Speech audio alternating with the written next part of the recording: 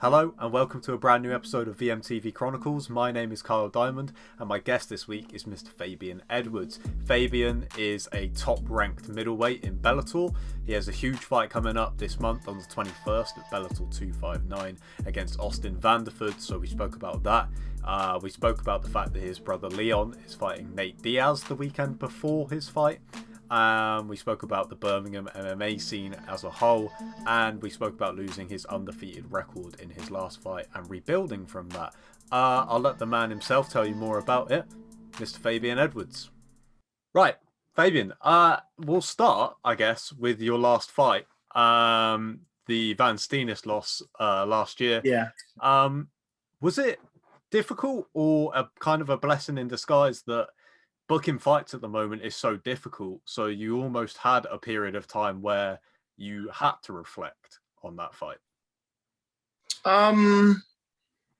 Was it difficult? No, not really. You know, it was a tough one because obviously I lost, but at the same time, I've learned so much from it. You know, but I'm just happy that I was able to fight as well.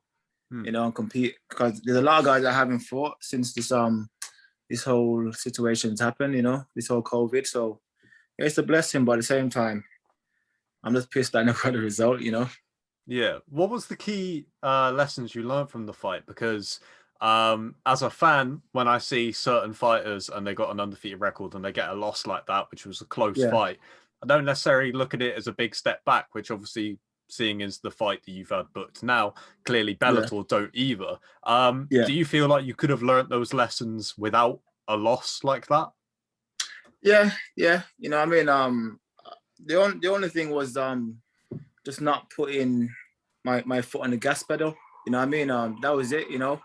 I could sense in there whilst I was in there, he didn't really want to exchange that much. And because I was being I weren't going out there and putting a lot of pressure on him, the fight kind of slips out of my hand, you know. But I've learned a lot of lessons from it, man. My whole teammate, I've said they can see the improvements, and yeah, and that's it. I can't wait to go and show it, man. You know, I mean, no better fights to have than my next fight, you know.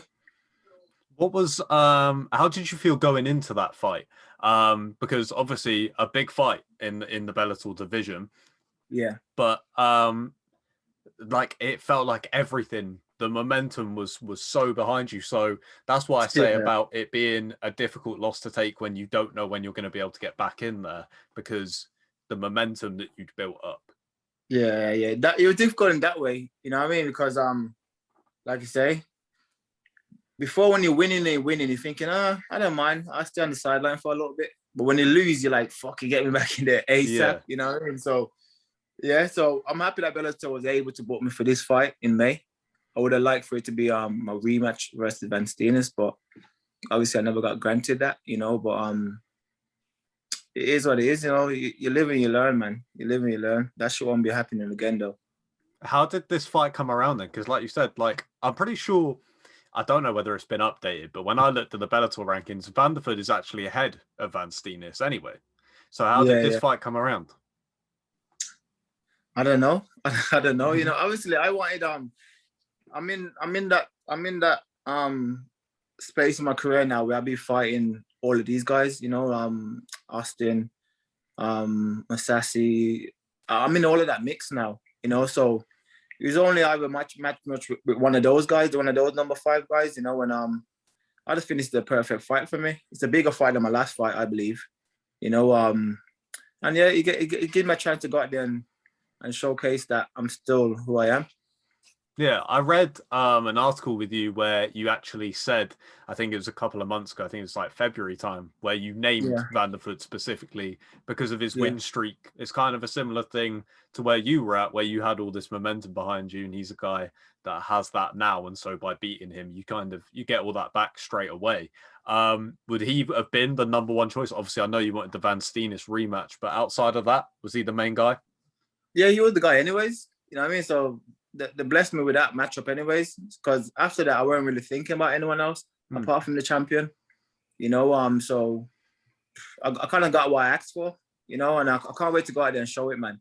You know, obviously when you lose, a lot of people start doubting you and start thinking all of this stuff there, but I cannot wait to go out there and put some pressure on this geezer, man. It's gonna be a great performance. What do you think about Austin Vanderford? I'm sure you've caught a fair bit of tape on him by this point. Yeah. He's just short, little midget and that. You know what I mean? He's just a little midget, little blown up welterweight. If I'm honest, he's not a real middleweight. Yeah, I don't know. He's just a wrestler, man. He's just a wrestler. He's gonna try come in there and do his thing, try to wrestle. I think a lot of those Americans think us English boys can't wrestle, so he's gonna be in for a big shock. I've been working hard in all areas, so I look forward to going out there and just putting a beating on him, man. But I don't really think a lot of him, to answer your question. I spoke to Aiden about a week ago, and we talked about the Birmingham scene in general.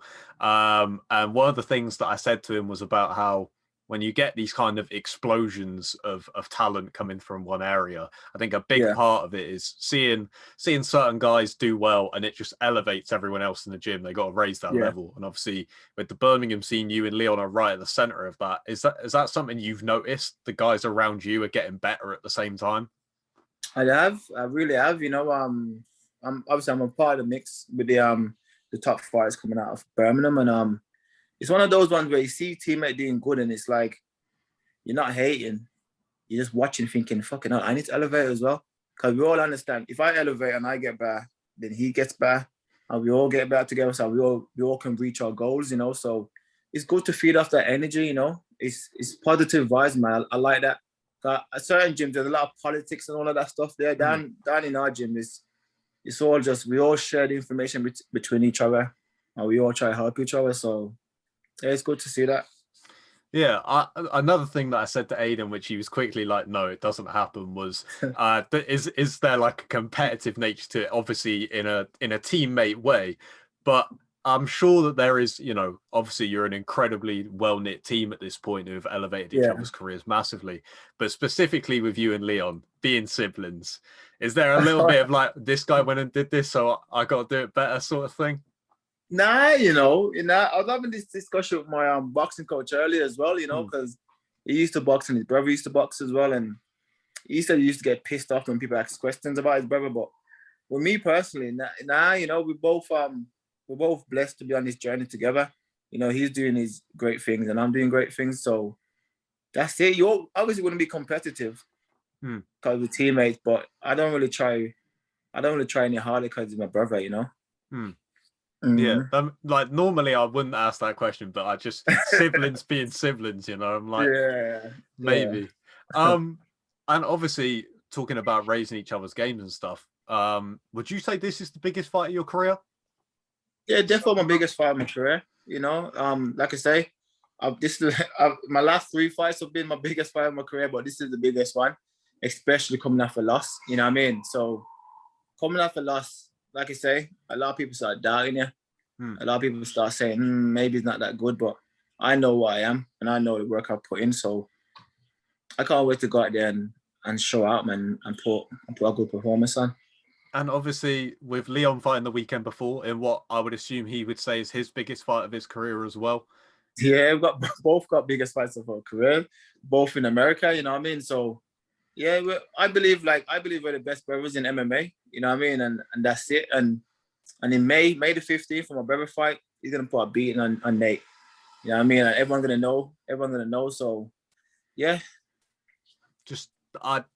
My point was going to be about how, like I said, when I spoke to Aiden about elevating each other, the mood in this last camp with you and Leon both preparing for the biggest fights of your career, 1 week away from each other, must have been another level of elevating each other. Yeah, because there's nothing better than having everyone in camp together. You know what I mean? Aiden's in camp, Tom's in camp, all the top pros are in camp. So it's nothing better than having everyone fit and ready. And obviously we all got different opponents, so we're all throwing different ideas at each other. And it's not better than that, man. It's like, honestly, it's a great environment. I would never leave the gym. I ain't gonna lie to you. I would never change gyms or anything. I believe we're the best in the world, and yeah. It's quite a new thing as well. I think Leon and Darren Till also are really the first guys to prove, and yourself, of course, as well, that you don't have to move gyms. Because previously the UK guys, it was, they do okay and then they'd start training elsewhere and stuff. But I think that's quite a new thing for UK MMA. That I mean, it speaks volumes to the level of the Birmingham MMA scene. Yeah, you have to believe in the team. You know what I mean? You have to really believe in the team and be honest with yourself. If the team's not doing good and you have to look somewhere else, that happens. But I believe in all of my coaches, man, and all of my teammates. You know what I mean? I put my full trust in them to take me to that world championship level. And I never leave them. You know what I mean? So it's good that we're doing it. Darren Cho's doing it. It's just inspiring the younger generation coming up. They don't have to fuck off to abroad and do all these mad things. You can do it all from home, you know? For sure. Fabian, thank you so much for your time, man. Cannot wait for you and Leon's fight. Rooting for you. Let's go, man. Thank you. Team Edwards, let's go, man. Let's go. Let's go. Thank you for your time, man. Thank you, brother. Thank you. See you later. Thank you for watching this episode of VMTV Chronicles with me, Kyle Dimond, and of course, Mr. Fabian Edwards. Fabian's fight at Bellator 259 goes down on the 21st of May, which obviously we can't wait for. Subscribe to the channel so you don't miss any more episodes of VMTV Chronicles, and check out new episodes of The Violent Mike that come out every Friday at 8. Until then, goodbye.